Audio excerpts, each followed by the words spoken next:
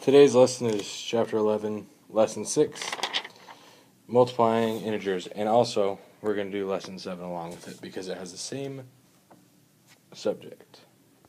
So what we're going to learn how to do is multiply and divide with integers. I'm going to make this short and sweet. We'll go over in class the meaning of multiplying and dividing integers. What I'm going to stick to on this one is just the rules. So we're going to take a problem like -3 times 4. That's what we're going to do. Here are the rules that you need to follow. Obviously, a positive times a positive is going to be a positive. Thank you. Nope. But then if you take a positive times a negative, it's going to be a negative. Now, if it's a negative times a positive, that also means it's a negative. And here's the last part. If you take a negative times a negative, it cancels out and it's a positive. I'll show it to you.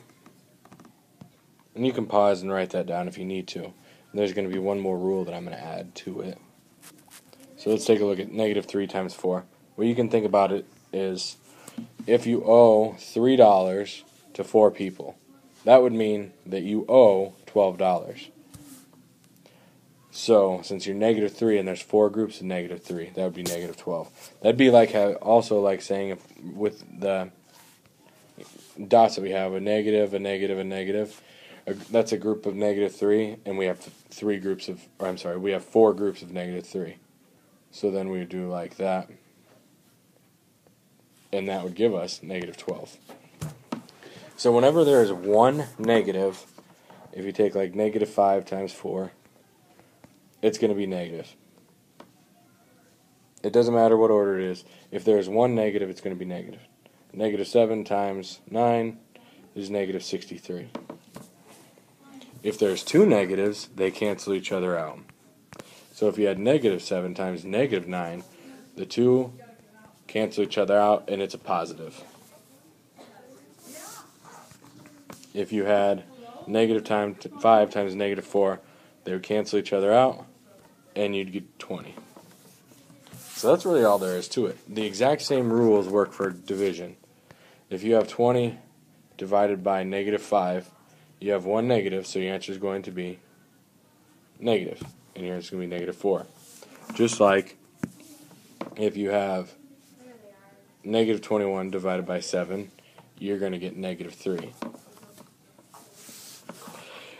And if you made that -21 divided by -7, that would be +3.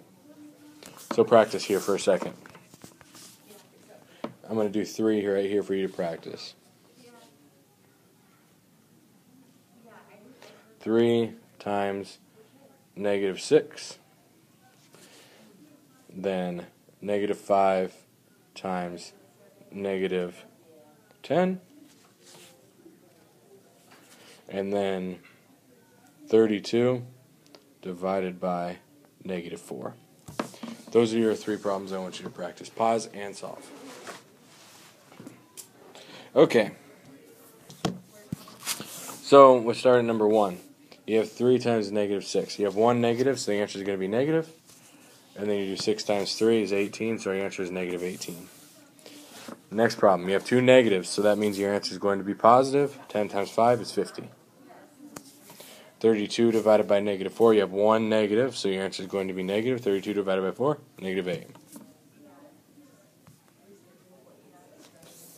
So, that's really all there is to it. And this has to do with dividing.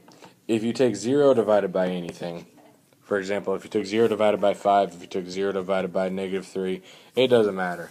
You're going to get 0. The reason is, if you split 0, it doesn't matter how many groups you get, you're going to get 0. So 0 divided by anything is going to be 0. However, if you take something divided by 0, for example, if you take 25 divided by 0, there is no answer to that. You cannot do it. There is no answer.